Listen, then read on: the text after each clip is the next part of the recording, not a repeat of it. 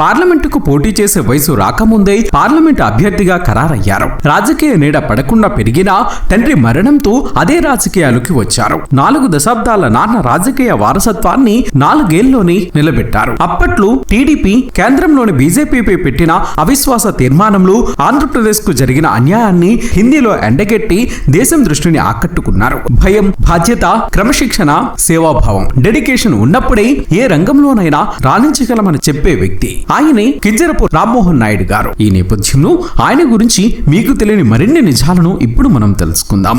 Video చాలా interesting గా ఉంటుంది. ఇలాంటి ఎన్నో ఇన్ఫర్మేటివ్ వీడియోస్ కోసం మీ సపోర్ట్ గా జస్ట్ ఒక లైక్ చేయండి చాలు. కింజరపు రామ్మోహన్ నాయుడు గారు పుట్టింది 1987వ సంవత్సరం డిసెంబర్ 18వ తారీఖున. శ్రీకాకుళం పార్లమెంట్ సీటు నుంచి ఎంపీగా ఎన్నికైంది 2014 సంవత్సరంలో. అంటే ఎంపీగా గెలిచే నాటికి ఆయన వయసు అక్షరాల 26 ఏళ్ల వయసు. అతి చిన్న వయసులోనే ఎంపీగా గెలిచిన వ్యక్తి కింజరపు రామ్మోహన్ నాయుడు. అసలు ఆనాటికి ఆయనకు పెళ్లి కాలేదు. 28 ఏళ్ల వయసులో చక్కగా ఓ ఇంటివాడయ్యారు. హ్యాపీగా పెళ్లి చేసుకున్నారు. తన భార్య మనసునే కాదు, నియోజకవర్గ ప్రజల మనసును కూడా గెలుచుకున్నారు. అందుకే 2019లో వైసీపీ వేవ్ రాష్ట్రం అంతటా ఉన్నా సరే ఆయన గెలుపును మాత్రం జగన్ వేవ్ అడ్డుకోలేకపోయింది. రెండవసారి కూడా ఎంపీగా గెలిచేశారు.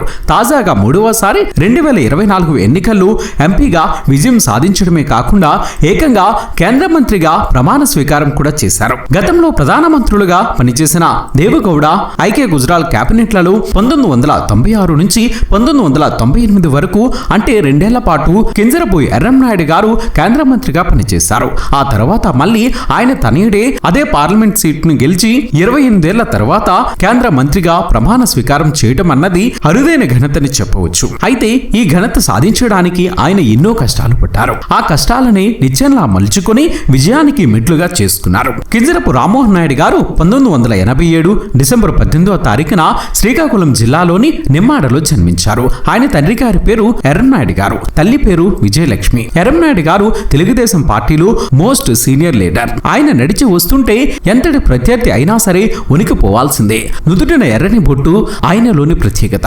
ఆయన వరుసగా 4 సార్లు పోటీ చేసి గెలిచారు. 2012వ సంవత్సరంలో నవంబర్ 2వ తారీఖున జరిగిన రోడ్డు ప్రమాదంలో ఎర్రనాయుడు గారు ప్రాణాలు కోల్పోయారు. ఆయన చనిపోయే నాటికి కొడుకు రామ్మోహన్ నాయుడు గారు అమెరికాలో చదువుకుంటూ ఉన్నారు. రామ్మోహన్ నాయుడు గారు 1వ తరగతి నుంచి 3వ తరగతి వరకు శ్రీకాకుళంలోని గురజాడ ఎడ్యుకేషనల్ హాస్టల్లో ఉండి చదువుకున్నారు. 1994లో ఎర్రంనాయుడు గారు తెలుగుదేశం పార్టీ చీఫ్ గా ఎన్నికయ్యారు. ఆయన రాజధాని హైదరాబాద్ లో ఎక్కువగా ఉండాల్సి వచ్చింది. దీంతో పిల్లలతో సహా కుటుంబం అంతా కలిసి శ్రీకాకుళం నుంచి హైదరాబాద్ కు షిఫ్ట్ అయింది. భారతీయ విద్యాభవన్ లో 4-5 తరగతులను రామ్మోహన్ నాయుడు గారు చదువుకున్నారు. ఆ తర్వాత 1996 ఎన్నికల్లో ఎర్రనాయుడు గారు లోక్సభ సభ్యుడిగా గెలుపొందారు. దీంతో ఆయనకు కేంద్ర మంత్రిగా అవకాశం రావడంతో రామ్మోహన్ నాయుడు గారు చదువు మళ్ళీ ఢిల్లీకి షిఫ్ట్ అయింది. 1998 నుంచి 2004 వరకు అంటే ఇంటర్ వరకు ఢిల్లీలోని ఢిల్లీ పబ్లిక్ స్కూల్లో చదివారు. ఆ తర్వాత అమెరికాలోని స్లోని విశ్వవిద్యాలయంలో ఎలక్ట్రికల్ ఇంజనీరింగ్ లో పట్టభద్రులయ్యారు. ఆ తర్వాత లాంగ్ విశ్వవిద్యాలయంలో ఎంబీఏ పూర్తి చేశారు. పట్టభద్రులయ్యాక 1 సంవత్సరం పాటు సింగపూర్ లో ఉద్యోగం చేసి స్వదేశానికి తిరిగి వచ్చారు రామ్మోహన్ నాయుడు గారు. ఆయన ఢిల్లీలో ఉండి చదువుకోవడం వలన ఆయనకు హిందీ మీద మంచి పట్టు దక్కింది. వాస్తవానికి ఆంధ్రప్రదేశ్ రాష్ట్రానికి చెందిన ఎంపీలకు పెద్దగా హిందీ రాదు. పార్లమెంట్ లో మాట్లాడాల్సిన సమయం వస్తే కనుక అందరూ కూడా ఇంగ్లీష్ లోనే ఎక్కువగా మాట్లాడుతూ ఉంటారు. అయితే రామ్మోహన్ నాయుడు గారు మాత్రం హిందీలో దంచి కొట్టేవారు.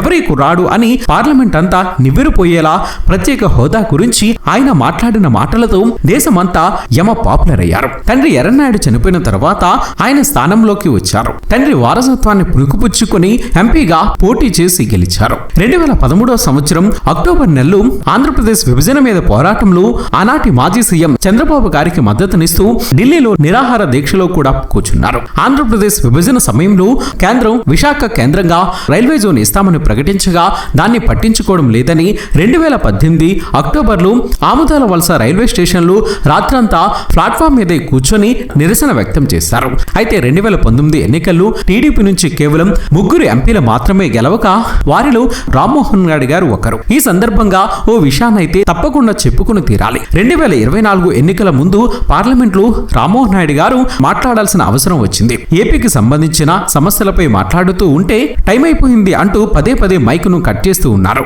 పార్టీల వారీగా వారికి ఉన్న సంఖ్యాబలాన్ని బట్టి మాట్లాడే సమయాన్ని కేటాయిస్తూ ఉంటారు. రామ్మోహన్ రెడ్డి గారికి ఇచ్చిన టైం అయిపోవడంతో మైక్ కట్ చేశారు. దీంతో ఆగ్రహం వ్యక్తం చేసిన రామ్మోహన్ రెడ్డి గారు వచ్చే ఎన్నికలు భారీ సంఖ్యలో ఎంపీ సీట్లతో ఈ సభలోకి వస్తాం, అప్పుడు మాకు కావలసినంత టైం మాకు ఉంటుంది అంటూ లోక్సభలోనే సవాల్ చేశారు. అన్నట్లుగానే ఇప్పుడు టీడీపీ భారీ సంఖ్యలో సీట్లను గెలిచింది. ఎన్డీఏలో రెండవ అతిపెద్ద పార్టీగా అవతరించింది. ఎన్డీఏలో కీలకంగా మారింది. అయితే రామ్మోహన్ రెడ్డికి ఎందుకు కేంద్ర మంత్రి పదవి ఇచ్చారు అని ఇక చాలా మంది ఎంపీలు ఉన్నారు కదా అని డౌట్ అయితే తప్పకుండా వచ్చి తీరుతుంది. టీడీపీ నుంచి ఈ ఎన్నికల్లో 16 మంది ఎంపీలుగా గెలిచారు. వారిలో చాలా మంది వయసులో పెద్దవాళ్ళు కూడా ఉన్నారు. ఇక విశాఖ నుంచి శ్రీ భరత్ కూడా గెలిచారు. ఎంపీలందరిలో కల్లా ఆయనకి రికార్డు స్థాయి మెజార్టీ వచ్చింది. ఏకంగా 5 లక్షల ఓట్ల మెజార్టీతో విజయం సాధించారు.